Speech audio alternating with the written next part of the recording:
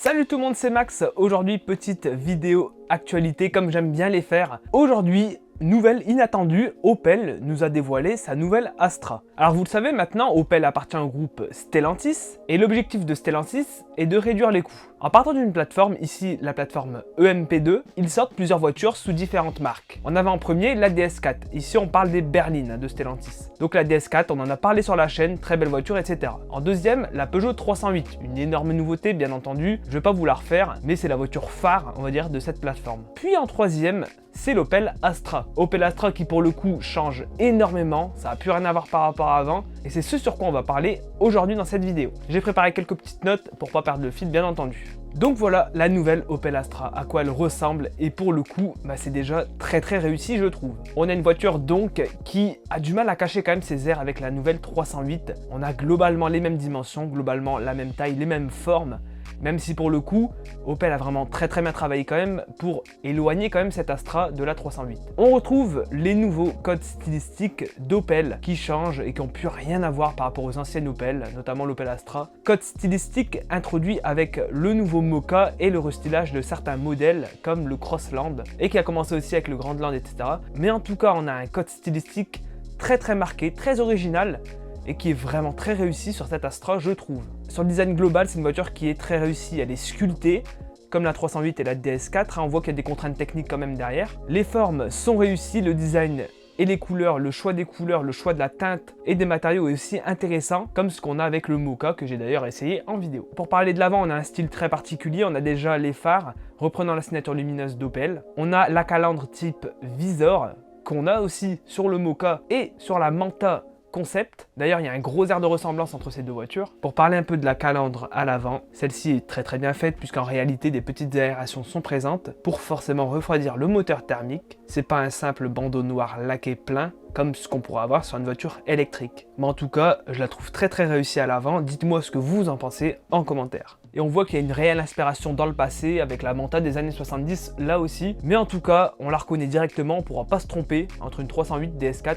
et une Opel Astra. Le 3/4 arrière et la face arrière en général, c'est pour moi la partie sur les berlines de Stellantis qui se ressemble le plus. Clairement, c'est quelque chose qui est pas si original que ça, même si je la trouve un peu mieux réussie que ses deux cousines, notamment au niveau de la partie des feux arrière, je les trouve très bien intégrés. Là aussi, c'est du Opel, c'est du classique, nouvelle signature lumineuse. Les blocs optiques, on les retrouve sur le Mocha. On a l'intégration en lettres capitales, c'est du classique aussi. On a l'immense béquet, caractéristique aussi de la 308, immense béquet. Et sinon, sur la partie basse, le diffuseur, je le trouve beaucoup plus réussi que celui de la 308, qui est énorme et pas si bien travaillé et intégré, je trouve. Là, on a quelque chose de beaucoup plus discret, même si, attention, l'Astra et la 308 n'ont pas la même vocation. La 308 a vocation à être sportive et agressive. L'Astra, on est sur quelque chose de beaucoup plus tranquille et calme. Sur le côté, on a toujours les lignes tendues, on a de belles jantes sur la version qui nous a été présentée et on a un pilier C qui est très spécial, je trouve. Pour le coup, il est très étiré, un peu à la manière d'un aileron de requin, et il est très incliné aussi, donc à voir en termes de garde-toit ce qu'on aura. Et sinon à l'intérieur, on a quelque chose de relativement tranquille, rien de bien extravagant. C'est de l'Opel, c'est du classique, on retrouve pas mal de boutons physiques encore. On a quand même une double dalle de 10 pouces, dont une qui est tactile. C'est la même qu'on a dans le Mocha, je l'ai testé, c'était vraiment pas mal, mais on est sur une surcouche PSA, Peugeot, c'est la même chose. On a quand même la console centrale de la Peugeot 308, mais sinon, rien de bien incroyable, à voir bien sûr en réalité ce que ça donnera. Comptez sur moi pour pouvoir vous présenter la voiture et l'essayer dès qu'elle sera disponible. Concernant les dimensions par rapport à l'ancienne Astra maintenant, la nouvelle Astra fait 4,37 m de long, donc 4 mm de plus que l'ancienne version. La largeur est de 1,86 m, donc 5 mm de plus que l'ancienne version. Et la hauteur diminue de 15 mm avec 1,47 m pour cette nouvelle Astra. Donc on est globalement dans la même chose, même si la nouvelle est un peu plus basse. Et donc on a un design plus effilé, plus sportif et agressif. Les motorisations maintenant, rien de nouveau.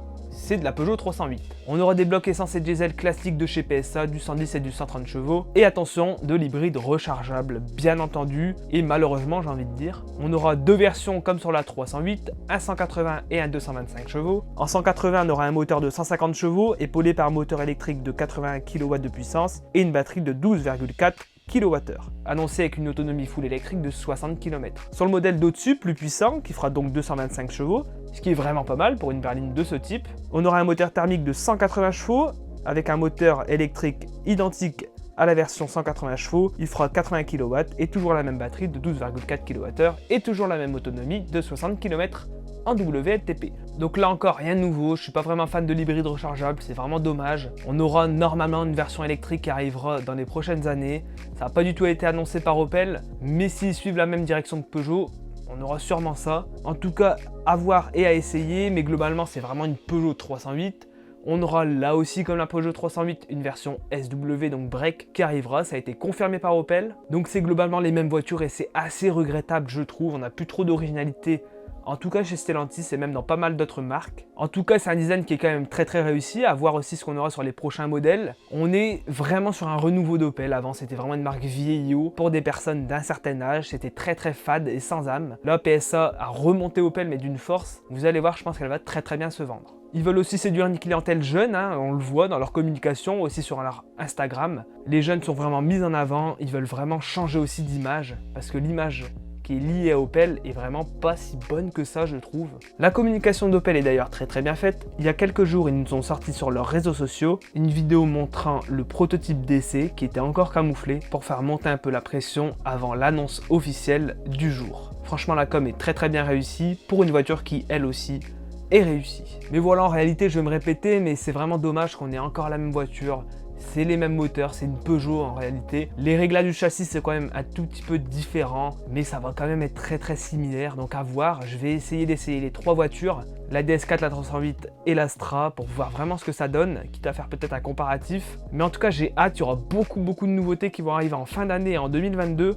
Donc n'hésitez pas à vous abonner pour suivre tout ça sur ma chaîne. Voilà, c'était tout pour cette vidéo actualité. Je pense maintenant que ça va devenir un petit peu plus calme en termes d'actu pour l'été. Les marques là vont rester un petit peu tranquilles pour juillet-août. N'hésitez pas à suivre quand même ma chaîne, mes vidéos. C'était Max BLD et je vous dis à la prochaine dans une nouvelle vidéo. Salut!